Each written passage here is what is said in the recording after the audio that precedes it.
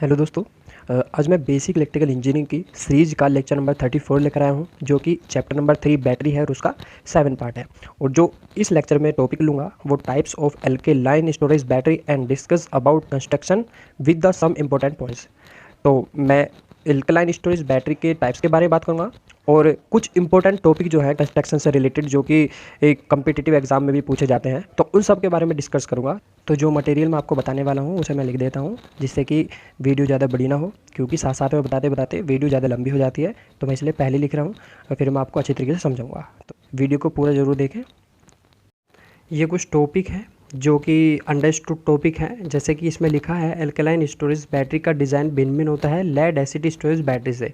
देखो, आप देख सकते हो जो लेड एसिड बैटरी है स्क्रीन पर वो ऐसी होती है, और जो एल्कलाइन स्टोरेज बैटरी है वो कुछ इस प्रकार की होती है। तो इनका डिज़ाइन ऐसा होता है, ठीक है। इसमें भी पॉजिटिव नेगेटिव प्लेट्स होती हैं जो कि इलेक्ट्रोलाइट में डूब रहती हैं। अब नेक्स्ट जो पॉइंट है वो इलेक्ट्रोलाइट एंड प्लेट कंटेनर में रखे रहते हैं। ये टॉपिक भी अंडरस्टूड है, क्योंकि कंटेनर के अंदर क्या होता है, इलेक्ट्रोलाइट और प्लेटें होती हैं। इसका मतलब ये दोनों कंटेनर में रखे होते हैं। अब types of alkaline storage battery की कंस्ट्रक्शन समान होती है केवल प्लेटों को छोड़कर। तो इसमें क्या कहा, जो प्लेटें होती हैं केवल उनमें अंतर होता है, बाकी जो इसकी कंस्ट्रक्शन है, बनावट जो है इसकी लगभग समान होती है एल्कलाइन स्टोरेज बैटरी की जो टाइप है उसमें। तो प्लेटों में भी क्या अंतर होता है, देखो, जो पॉजिटिव और नेगेटिव प्लेट होती है उसमें पॉजिटिव प्लेट तो समान होती है, लेकिन नेगेटिव जो प्लेट होती है केवल उनमें अंतर होता है, ठीक है। अब हम इसी बात को देखते हैं, जो प्लेटों में अंतर होता है, जो प्लेट छोड़कर इसकी कंस्ट्रक्शन समान होती है, तो इसी के आधार पर, मतलब प्लेटों के आधार पर ही एल्कलाइन स्टोरेज बैटरी दो प्रकार की होती है।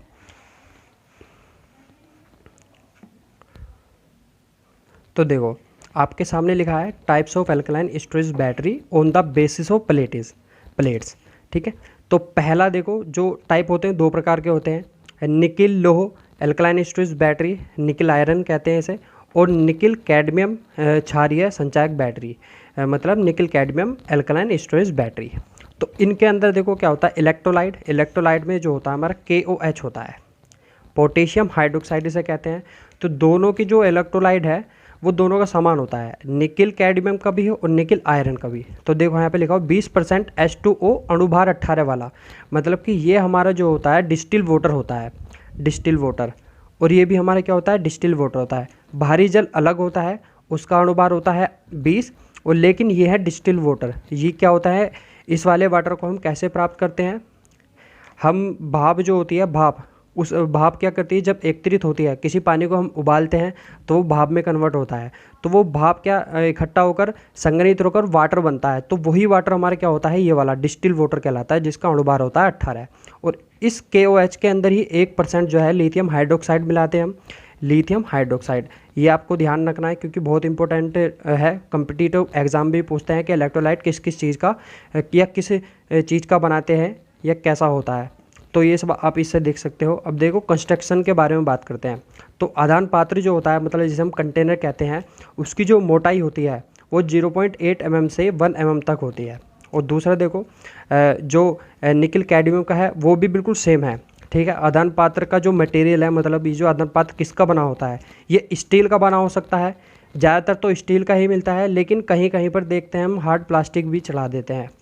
तो ये भी सेम है कैडमियम के अंदर, निकल कैडमियम के जो है, जो ढक्कन होता है वो भी उसी मटेरियल का बना होता है जिसका हमारा आदान पात्र बना होता है। केवल जो ढक्कन होता है उसके अंदर देखो वेंट प्लग्स होते हैं। वेंट प्लग्स क्या करते हैं, जो कंटेनर होता है उसके अंदर जो रिएक्शंस होती हैं उनके कारण जो गैसें बनती हैं उसे हम बाहर निकाल सकते हैं, और इससे हम क्या, इलेक्ट्रोलाइट को हम निकाल और डाल सकते हैं। जब ख़राब होता है तो इलेक्ट्रोलाइट निकाल कर हम दूसरा पानी वानी जो होता है हमारा, ये वाला अणुभार वाला 18 अणुभार वाला डिस्टिल वाटर, उसे डालते भी हैं, ठीक है। ये सब हम वेंट प्लग की सहायता से कर सकते हैं। प्लेटों के बारे में बात करेंगे अब। जो पॉजिटिव प्लेट है, यहाँ देखो, निकिल कैडमियम और निकिल आयरन दोनों के बारे में, यहाँ जो मटेरियल है पूरा पॉजिटिव प्लेट का, ये दोनों का समान ही है, क्योंकि मैंने कहा था प्लेट समान होती है, केवल जो नेगेटिव प्लेट होती है वो अलग होती है, पॉजिटिव प्लेट समान होती है। नालीदार इसमें कड़ियाँ होती है, या इसका डिज़ाइन कुछ ऐसा होता है जिसमें इस प्लेट के अंदर नालियाँ होती हैं और निकिल ऑक्साइड लेपित होती है, मतलब उस पर निकिल ऑक्साइड की लेप चढ़ाते हैं, NiOH का 4 का लेप चढ़ता है उस पर। अब यहाँ पे नालियों, जो ये नालियाँ हैं, नालियों में NiOH2 निकिल हाइड्रोक्साइड के साथ निकिल धातु के कण भी मिलाए जाते हैं। तो निकिल धातु के कण किस लिए मिलाए जाते हैं? जिससे कि विद्युत अपघट्य की चालकता बढ़ सके, क्योंकि जब रिएक्शंस होगी तो ये निकिल धातु के कण इलेक्ट्रोलाइट में जो उसकी चालकता बढ़ेगी, गिरते ही उसकी चालकता बढ़ जाएगी, उसकी किसकी?